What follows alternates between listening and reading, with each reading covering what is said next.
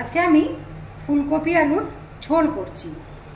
ফুলকপিগুলো প্রথমে গরম জলে আমি সিদ্ধ না মানে পোকা যদি থাকে তাহলে বেরিয়ে যাবে বলে আমি গরম জলের মধ্যে একটু ভিজিয়ে রাখছি।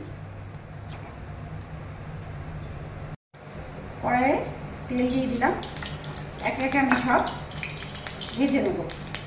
প্রথমে আমি তেলটা গরম হলেই এই পনিরটা একটু ভেজে নেবো, অল্প একটু পনির দিয়ে দেবো, ভেজে থাকে সব আস্তে আস্তে ভেজে নেবো। একটু লবণ দেবো এর সাথে, তারপরে ফুলকপিগুলো ভেজে নিচ্ছি।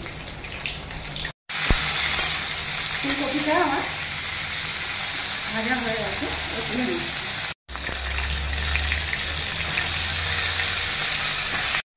আলুগুলোকে লবণ দিয়ে লাল করে আমি ভেজে নেব। তেলের মধ্যে 5 ফোড়ন দিলাম, শুকনো লঙ্কা একটা দিলাম, তারপর রসুন কুচি দিলাম।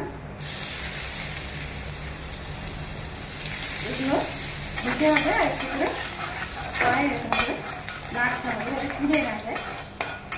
আর তারপর আমি পেঁয়াজ দিলাম,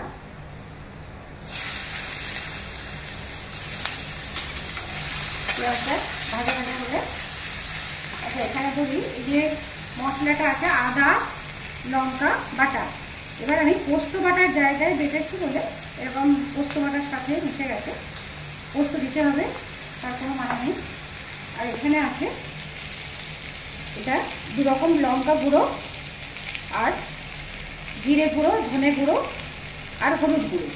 আর সঙ্গে আমার কাছে টমেটো নেই বলে আমি টমেটো সস দিয়েছি, দিয়ে তারপর এই মশলাটা আমি তৈরি করে রেখেছি। এবার পেঁয়াজগুলো আমার ভাজা হয়ে গেছে, পেঁয়াজগুলো দিয়েই আমার একটু লাল লাল করে ভাজা হবে, তখন আমি এই মশলাটা দিয়ে দেবো। মশলাটা দিয়ে নাড়াচাড়া করবো, সঙ্গে এই আদা লঙ্কা বাটাটা দিয়ে দেবো। সঙ্গে আমার এটা পোস্ত ছিল তাই এরকম কালার লাগছে। এবার এটাকে আমি ভালো করে কষাবো। এটা আমার কষানো হয়ে গেছে। এবার এলাচ লবঙ্গ দারচিনি একটা করে দিয়ে দিলাম, আসলে পরিমাণ যেরকম হবে সেই রকম দিতে হবে। এরপর আমি এর মধ্যে কষানো হয়ে গেছে, এর মধ্যে আমি জল দিয়ে দেবো।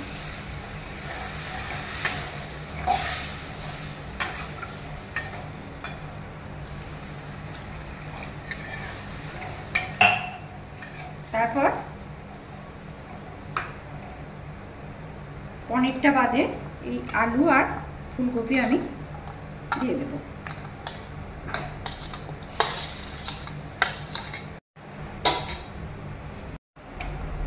এটা আমার হয়ে গেছে, সিদ্ধ হয়ে গেছে ফুলকপি আলুর ঝোলটা।